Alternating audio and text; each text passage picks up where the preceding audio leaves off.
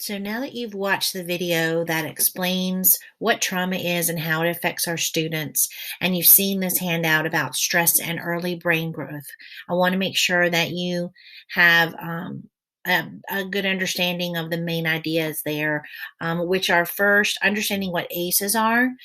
ACEs are adverse childhood experiences. They're basically serious childhood traumas, and they result in toxic stress and can harm a child's brain. Toxic stress can prevent a child from learning, can hinder their ability to interact in healthy ways, can result in long-term health problems, and literally damage the developing brain of a child. Here's an example of comparing a healthy brain to an abused brain that has experienced toxic trauma. And here's a key here to show where the most active parts of those brains are. In the healthy brain, that prefrontal cortex and that thinking part of the brain is most active.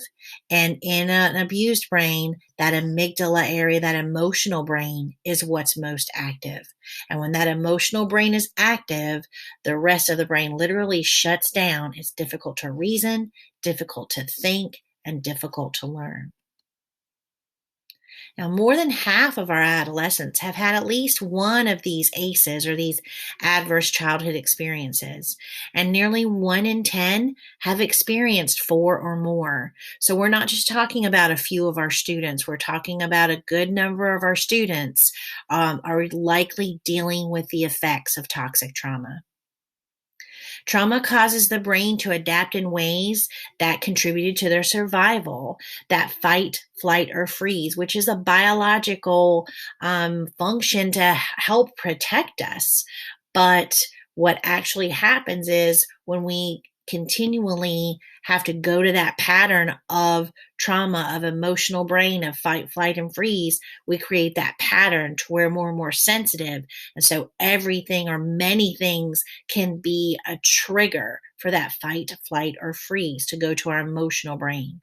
These adaptations can look like behavior problems in normal contexts, such as school. So what we would determine as, oh, well, that's a normal context, those can actually be triggers for students that have experienced toxic trauma. When they're triggered, that feeling brain dominates the thinking brain, and the normal developmental process is interrupted, and students may exhibit internalizing or externalizing behavior risk signs.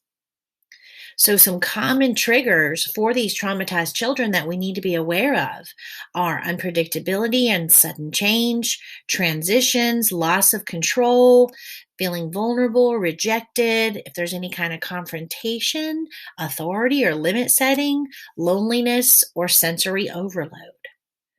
So wearing our trauma lenses is important, that we shift in perspective from what's wrong with this student to what has the student been through? Why are they behaving this way? What have they experienced that's causing these ramifications of behavior?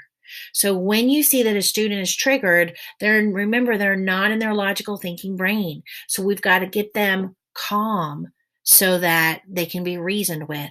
So the first thing we want to do is you be calm. Take a breath, be calm, and that will be the first step into helping the student to calm down. It's dangerous to use this time as a time to try to change behavior or demand respect, because that can really be even more of a trigger at that time.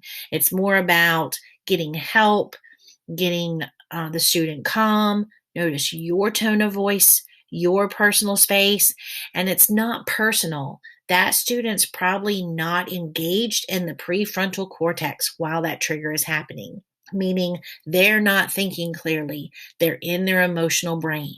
So the way to get them back into their prefrontal cortex, into their thinking brain, is to get them to calm down. So all is not lost with our students that have experienced toxic traumas. In the next few slides, you're going to see some information about building resilience. First, take a look at this article that has some great ideas. It's on the next slide about building resilience in children. Resilience is being able to bounce back from stress, challenge, tragedy, trauma, or adversity.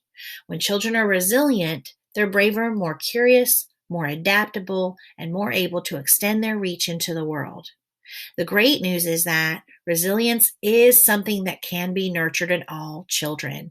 So we can teach our students that have experienced toxic trauma, we can teach them skills of resilience. And teaching them skills of resilience over time is how we change these behavior patterns in our students.